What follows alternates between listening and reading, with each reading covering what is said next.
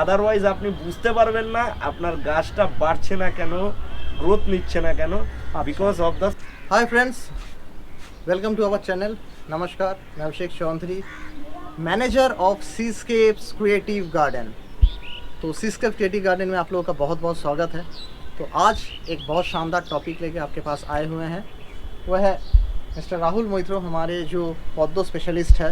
आज आप लोगों को लोटस कैसे प्लांटेड किया जाता है वो दिखाएंगे। लोटस के बारे में थोड़ा आइडिया देंगे, ब्रीफ आइडिया देंगे, और लोटस के बारे में क्या है, क्योंकि एक्सपर्ट वो है, मैं नहीं हूँ। मैं मरीन का एक्सपर्ट हूँ, मैं बार बार कह रहा हूँ, मैं मरीन एक्वेरियम का एक्सपर्ट हूँ, मरीन फिशेस का एक्सपर्ट हूँ, प्लांट्स और लोटस का नहीं।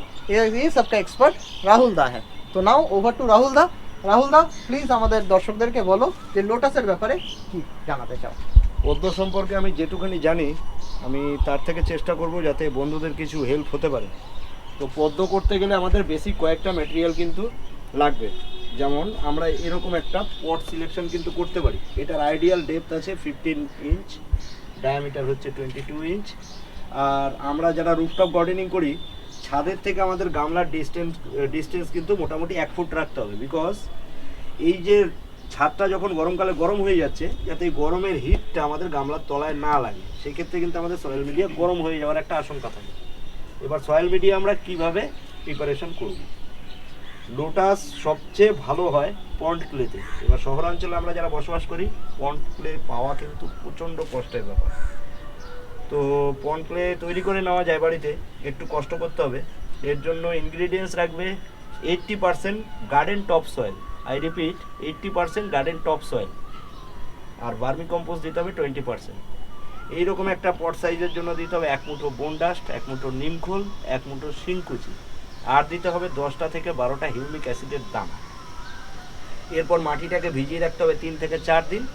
4 দিন পরে যখন এরকম ক্লে একটা ভাব আসবে, তখন মাটিটা কিন্তু পদ্ম লাগাবার জন্য রেডি। এবার পদ্ম লাগাবার আইডিয়াল ক্লাইমেট, আইডিয়াল টেম্পারেচার। পদ্ম গাছ সবচেয়ে ভালো রেসপন্স দেয় যখন আমাদের ক্লাইমেটে বাতাসে জলীয় বাষ্পের পরিমাণ একটু বেশি থাকে, আর টেম্পারেচার ওই 20 থেকে শুরু করে 32-এর মধ্যে পদ্ম গাছ সবচেয়ে ভালো রেজাল্ট দেয়। এবার পদ্ম গাছের টিউবার সম্পর্কে কিছু বলি। আপনি যেখান থেকে টিউবার যদি কিনে নিয়ে আসেন, তাতে কিন্তু সেম রেজাল্ট হবে না। এবার আমি আপনাদের দেখাই ফার্টাইল টিউবার আর ফুল না পাওয়া টিউবার। এটা হচ্ছে ফার্টাইল টিউবার। ফার্টাইল টিউবার আমরা কাকে বুঝবো? পদ্ম গাছে গ্রোথ যখন দেখবেন স্টার্ট হয়ে গেছে, সেটা কিন্তু ফার্টাইল টিউবার। এই দেখুন, এখান থেকে অলরেডি রুট জার্মিনেট হচ্ছে, এই যে পাতা বেরোচ্ছে, এই টিউবারটাতে কিন্তু ফুল আসবে সবচেয়ে তাড়াতাড়ি। আর এই যে টিউবারটা দেখছেন, এখান থেকে অনেকটা আমাদের ওয়েস্ট বেঙ্গল একটা সবজি পাওয়া যায় পটল, সেই পটলের মতো দেখতে হয়েছে। এই রকম টাইপের টিউবারে কিন্তু ফুল আসতে একটু টাইম লাগে। তো আমরা টিউবারটা বসাবো কি করে? টিউবারটা জাস্ট আমরা এরকম নেবার পর এই রকম করে 1/2 ইঞ্চি মতো আমরা মাটিতে ঢুকিয়ে দেবো। ঢোকাবার পর আমরা ক্লেটা দিয়ে এভাবে চাপা দিয়ে দেবো। এবার প্রথম যখন আমরা জল দেবো, জলটা কিন্তু আমরা হাতের উপর দিয়ে দেবো। এবার বন্ধুদের আমার বলা অবশ্যই উচিত, পদ্ম গাছ লাগাবার সঠিক সময় কোনটা। পদ্ম গাছ লাগাবার দুটো সঠিক সময় হয়। এক হচ্ছে ফেব্রুয়ারির এন্ড কিংবা ফেব্রুয়ারি স্টার্ট, আর না হলে পরে জুন কিংবা জুলাই। ফেব্রুয়ারি থেকে জুন জুলাই মাসে লাগালে কিন্তু পদ্ম গাছে গ্রোথটা খুব ভালো পাওয়া যায়, ফুলের সাইজ ভালো হয়, গাছে কোনো রকম কোনো কমপ্লিকেশন থাকে না। আর যাদের বাড়িতে আপ টু 6 আওয়ার সানলাইট আছে, তারাই কিন্তু পদ্ম গাছ নিয়ে চিন্তা ভাবনা করবে। ফ্ল্যাট কালচারে পদ্ম করা কিন্তু মোটামুটিভাবে অসম্ভবই বলা যায়। এই পদ্ম কালচার মানে ফ্ল্যাটে ব্যালকনিতে তো পদ্ম হবে না। না, ব্যালকনিতে পদ্ম করা যাবে। সেক্ষেত্রে আপনাকে একজন অ্যাকোয়াটিক প্ল্যান্ট এক্সপার্টের সঙ্গে আলোচনা করতে হবে। সেক্ষেত্রে আপনার লাইটিং মিডিয়াটা এমন রাখতে হবে যাতে ব্যালকনিতে আলাদা করে লাইট মারতে হবে। তার মধ্যে একটা অটো পাওয়ার অন অফ রাখতে হবে। আচ্ছা। আর লাইট কি বেশি পড়লেও অসুবিধা? বেশি পড়লেও অসুবিধা। আচ্ছা। যেমন আপনার লাইটিং মিডিয়াটা এমনভাবে রাখতে হবে যে মোটামুটি বিকেল 4টে 4:30 পর লাইটটা যাতে অফ হয়ে যায়। আচ্ছা আচ্ছা। আর সকালবেলা আর্লি মর্নিং, মানে সকাল 7টার থেকে শুরু করে আপনি লাইটটা 4টে অবধি আপনাকে কেউ যদি ব্যালকনি বা ইনডোরের মধ্যেও পদ্ম করতে চায় তাহলে সেখানে আর্টিফিশিয়ালি সানলাইট করতে হবে। আর্টিফিশিয়ালি সানলাইট করতে হবে, অবশ্যই সেটা গোল্ডেন কালার হতে হবে, মেটাল হোয়াইট হলে কিন্তু হবে না। আর আইডিয়াল টেম্পারেচার আপনাকে 32 ডিগ্রি সেলসিয়াসের টেম্পারেচারটাও মেইনটেইন করতে হবে। এটা যারা অ্যাকোয়াটিক প্ল্যান্ট এক্সপার্ট, হ্যাঁ ওই লাইটের ব্যাপারটা তারা বলতে পারবে, কিন্তু হবে অবশ্যই। আচ্ছা আচ্ছা, যেরকম আমরা অ্যাকুরিয়ামে প্লান্টেড অ্যাকুরিয়াম আমরা ঘরের মধ্যে এরকম করি লাইট দিয়ে সেরকম। আচ্ছা, এইবার হচ্ছে যে সয়েল মিডিয়া বললে বা এই পদ্ম টিউবার বললে, কেউ যদি এই পদ্মের টিউবার নিতে চায়, পদ্ম ভালো কালচার নিতে চায়, মার্কেটে কোথায় পাবে না পাবে বুঝতে না পায়, তাহলে সেই টিউবার নিতে চাইলে কি তোমার কাছ থেকে পাওয়া যেতে পারবে? টিউবার তারা তোমাকে যোগাযোগ করলে নিতে পারবে?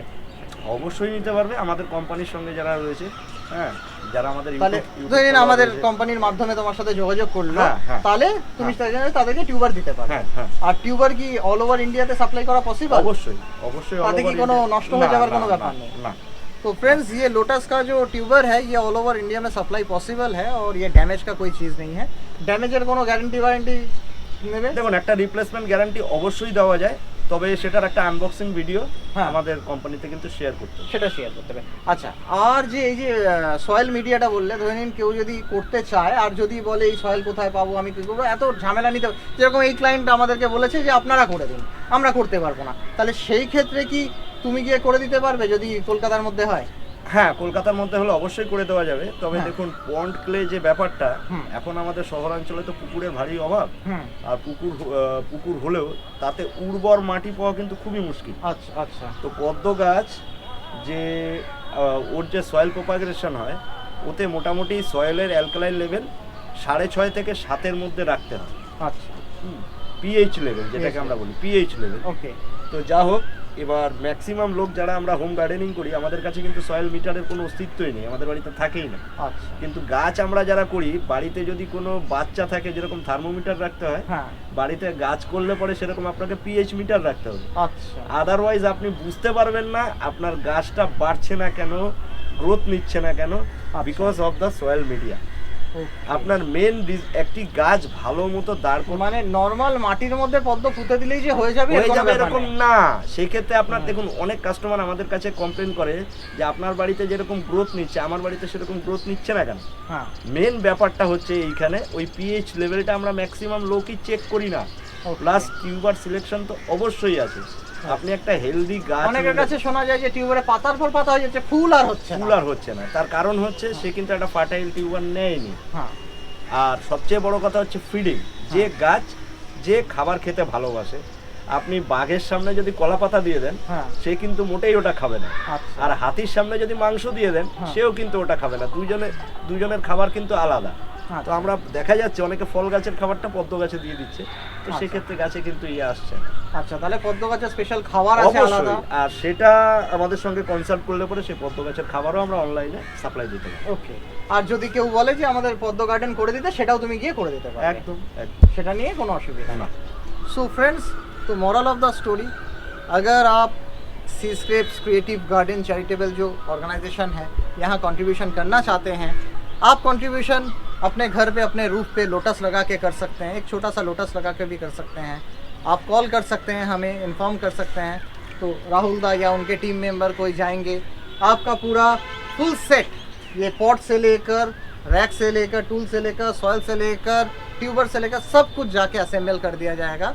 इसका जो भी चार्जेस है वही चार्ज आपको देना होगा। और मैंने पहले ही आपको बोला हूँ कि ये जो चार्जेस है, ये चार्ज कम्प्लीटली डोनेशन होगा उन फैमिलियों के लिए जो नीडी है, जो अपना घर चलाते हैं, ना कि जो शौक पूरा करते हैं उनके लिए। सो फ्रेंड्स, हम लोगों का ये वीडियो कैसा लगा, हमारा ये मुहिम कैसा लग रहा है, सीस्केप्स क्रिएटिव गार्डन जो चैरिटेबल ऑर्गेनाइजेशन का फॉर्मेशन मैंने किया, तो ये कैसा आपको लग रहा है ज़रूर बताइए कमेंट में। कोई सजेशन सुझाव है तो ज़रूर दीजिए, और मैं आप लोगों से रिक्वेस्ट करूँगा आप लोग आगे बढ़िए और हमें मदद कीजिए, ताकि मैं राहुल दा और उनके एसोसिएट्स लोगों को और मदद कर सकूं और उन्हें जॉब अपॉर्चुनिटी दे सकूं। हालांकि बंगाल में गवर्नमेंट तो जॉब देने में नाकामयाब है, इसी के लिए इतना प्रॉब्लम है। तो कम से कम हम ही एक दूसरे के पास खड़े हो जाते हैं और हमसे जितना बन पड़े उतना लोगों की मदद करते हैं, और इससे लोगों के मदद के साथ साथ हमारा एनवायरनमेंट में मदद होगा, हमारा नेचर भी अच्छा होगा, और हमारा एनवायरनमेंट का भी कंट्रीब्यूशन होगा। चलिए फिर मिलते हैं हमारे एक और वीडियो में, चाहे वो सीस्केप्स क्रिएटिव एक्वेरियम का हो या सीस्केप्स क्रिएटिव गार्डन का हो। तब तक के लिए जय हिंद, हर हर महादेव।